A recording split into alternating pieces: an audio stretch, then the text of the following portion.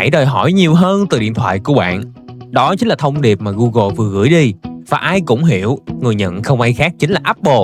Cuộc chiến AI trên smartphone đã chính thức bước sang giai đoạn công khai, không còn là những cuộc chạy đua thầm lặng trong phòng thí nghiệm nữa. Đoạn quảng cáo mang phong cách đậm chất Apple, từ góc quay đến âm nhạc, nhưng mà thông điệp thì lại nhắm thẳng vào điểm yếu lớn nhất của đối thủ, chính là sự trì hoãn. Tại sao Google lại tự tin cà khịa đối thủ lớn nhất của mình? Bởi vì họ đã nắm bắt được vào vấn đề mà hàng triệu người dùng iPhone đang cảm nhận. Apple đã hứa hẹn về một cuộc cách mạng AI với Apple Intelligence và Siri thế hệ mới tại WWDC 2024. Nhưng mà cho đến tận bây giờ thì gần cuối năm 2025 rồi, những tính năng quan trọng nhất vẫn chỉ dừng lại ở 3 chữ sắp ra mắt. Thậm chí Apple còn phải đối mặt với một vụ kiện vì đã quảng cáo những tính năng Siri chưa hề tồn tại. Google đang nói về người dùng Apple, tại sao phải chờ đợi một lời hứa? Thì hôm nay, tại Điện Thoại Nhanh, chúng tôi muốn mượn lời của Google để hỏi bạn một câu tương tự, nhưng không phải về phần mềm, mà về chính chiếc điện thoại bạn cầm trên tay. Tại sao bạn lại phải chờ đợi để sửa chữa một vấn đề đang hiển hiện từng ngày? Sự trì hoãn là một phần bản chất của con người, và trong thế giới công nghệ, chúng ta thấy nó ở hai cấp độ rất rõ ràng. Cấp độ nhà sản xuất, lời hứa về một tương lai hoàn hảo. Apple hứa hẹn một Siri thông minh hơn, có thể hiểu ngữ cảnh, cá nhân hóa, vân vân. Bạn chấp nhận một Siri chưa hoàn hảo của hiện tại vì bạn tin vào một phiên bản tốt hơn sắp ra mắt vào năm tới. Bạn đang sống với một sự bất tị nhỏ, với hy vọng về một sự hoàn hảo trong tương lai. Đây là một chiến lược marketing hiệu quả, nó giữ chân người dùng trong hệ sinh thái bằng những kỳ vọng. Ở cấp độ người dùng, sự chủ quan với những vấn đề nhỏ. Bây giờ, hãy nhìn vào chiếc điện thoại của bạn. Có phải màn hình của bạn có một vết nứt nhỏ ở góc mà bạn tự nhủ rằng chẳng ảnh hưởng gì? Có phải pin của bạn đã xuống dưới 85% và bạn nghĩ rằng vẫn còn dùng được, cố thêm vài tháng nữa không? Hay là chân sạc của bạn đôi khi chập chờn và bạn phải cắm đi cắm lại vài lần mới được? Vậy thì đây là một tâm lý tương tự nha.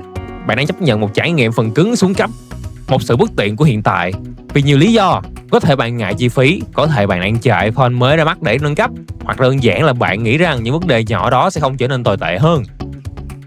Nhưng đây là lúc mà sự tương đồng kết thúc.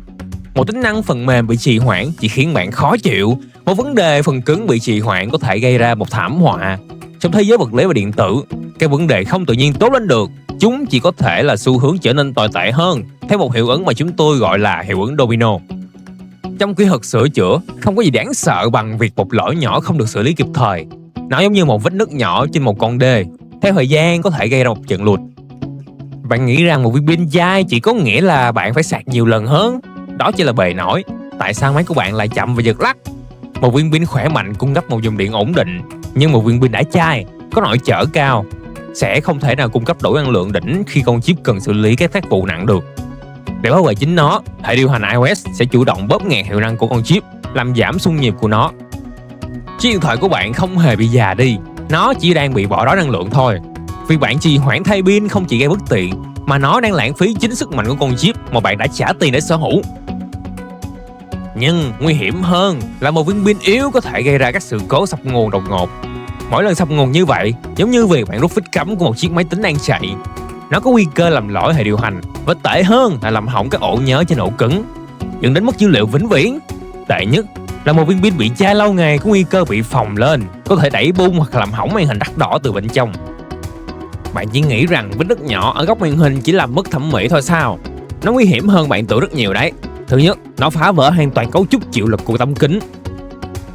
Về mặt vật lý thì vết nứt này tạo ra một điểm tập trung ấn suất. Điều này có nghĩa là một lực tác động nhẹ mà một màn hình lành lặn có thể dễ dàng chịu được là có thể đủ để làm vỡ tan tành một màn hình đã có sẵn vết nứt. Thứ hai và quan trọng nhất, nó phá hủy hoàn toàn lớp ron kháng nước của máy. Vết nứt đó là một cánh cửa mở rộng cho bụi mịn và hơi ẩm xâm nhập vào bên trong.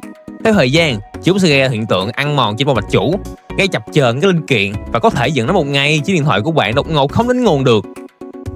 Lúc đó, vấn đề không còn là thay màn hình nữa rồi, mà là một ca sửa chữa bao bạch chủ phức tạp và tốn kém hơn rất nhiều. Nguyên nhân của thảm họa đó bắt nguồn từ chính sự trì hoãn của bạn đối với một vết nứt nhỏ.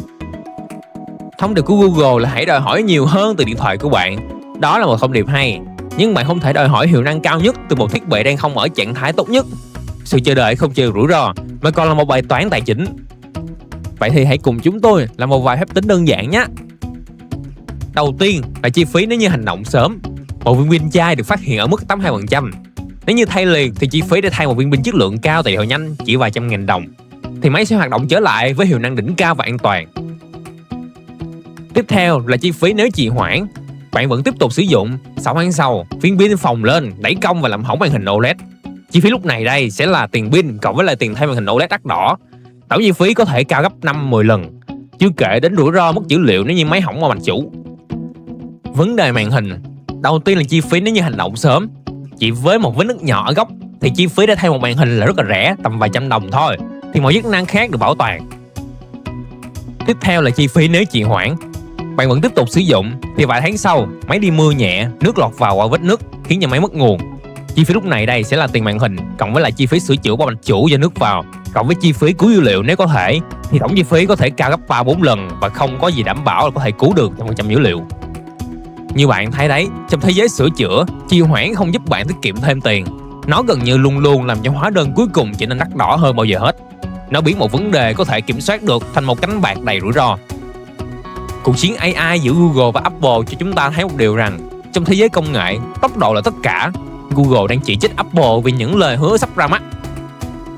Nhưng có một lời hứa quan trọng hơn, đó là lời hứa về một trải nghiệm sử dụng mượt mà, ổn định mà chính chiếc điện thoại của bạn được thiết kế để mang lại.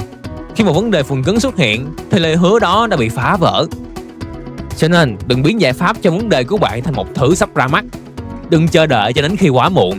Tại Điện thoại nhanh, chúng tôi không hứa hẹn, chúng tôi luôn hành động. Chúng tôi có những giải pháp sẵn sàng ngay hôm nay để đưa chiếc điện thoại của bạn trở lại về trạng thái tốt nhất. Hãy đòi hỏi nhiều hơn từ chính thiết bị của bạn nhé. Và hãy bắt đầu bằng việc chăm sóc nó ngay từ bây giờ.